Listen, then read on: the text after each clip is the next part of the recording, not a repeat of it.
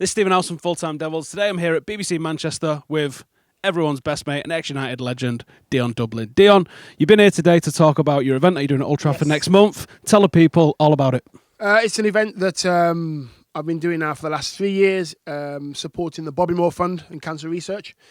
It's Saturday, April the 9th, and it's at Old Trafford. It's a gala evening for lads and lasses, doesn't matter, mixed tables.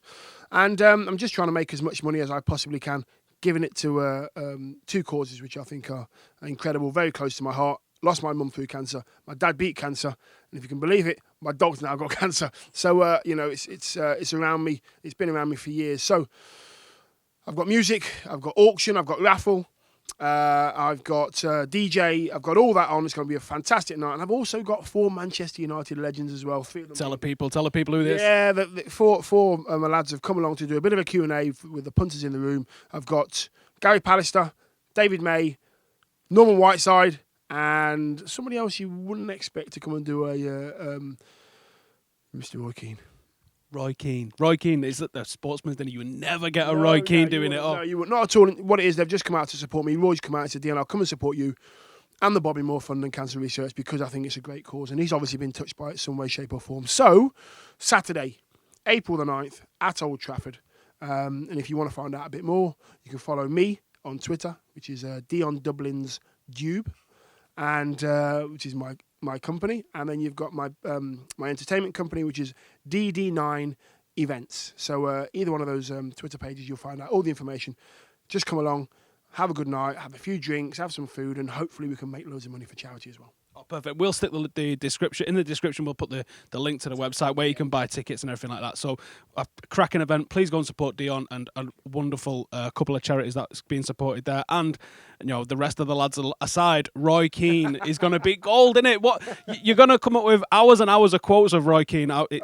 It's worth going just for that alone, regardless of what the causes you're supporting. Thanks for that, Dion. Pleasure. Right, so let's get back into real football. What's going on at the moment with Manchester United? Like Paul Scholes and Rio Ferdinand went in typically hard after the Liverpool defeat. Talking about Lou van Gaal, talking about the fear factor gone from United, and that United used to have a certain expectation. Where do you stand on that?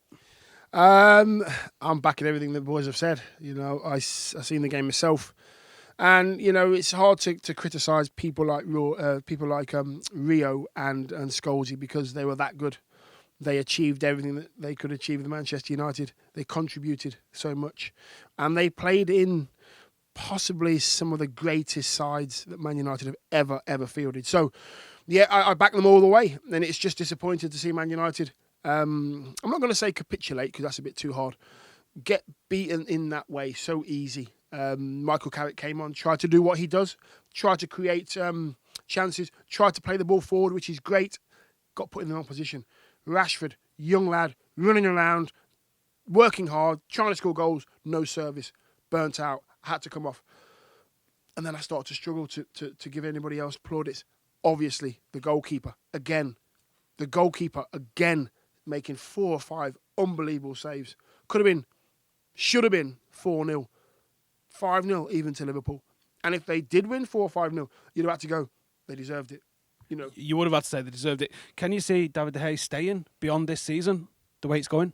Well, if there's, if we don't go any further in the Europa and you don't make 4th place and you don't this and you don't that, then it's difficult to see how Man United can keep him. It's all about how much money do you throw at people now. It's difficult. I'd love him to stay, but I know for a fact that there's football clubs around the world that would love him in their team. Got to be careful, Man United. And the playing staff aside, obviously the manager's the big topic at the moment. Do you think a managerial change would have such a drastic effect and turn the season around, or do you think there's more issues at play at the club? I think there's a lot more than just the manager. I think the manager is gonna take a lot of it on his shoulders and happily take a lot of it on his shoulders. I don't think he shirks his responsibility at all. I just think at the moment it's just not working. The way that the boys are playing on the pitch, it's a bit slow and laborious. That's not Man United football. We used to having Giggs down one side, Chelsea on the other. You got Sparking out, Cantona in the middle, putting it in, or York and Cole. But it's just not what fans are used to seeing. And Man United fans and I'll say this about football fans in general, they're educated, they know the game.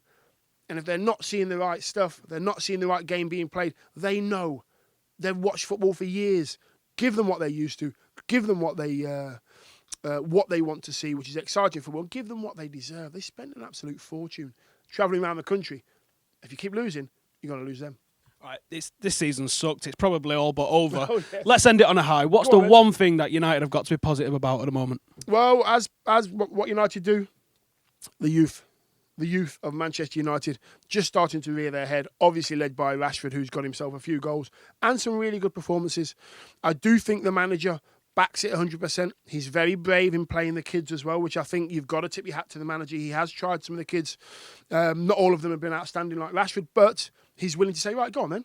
You've done well in the 21s, you've done well in the reserves, or whatever it may be. Reserves, how old am I? 21s, whatever it may be. There's your chance. Go and play. So I think the future of Manchester United's youth is outstanding, and I think the manager backs that all the way. We just need them ready as soon as possible. I think there's enough there to take forward into Manchester United's future.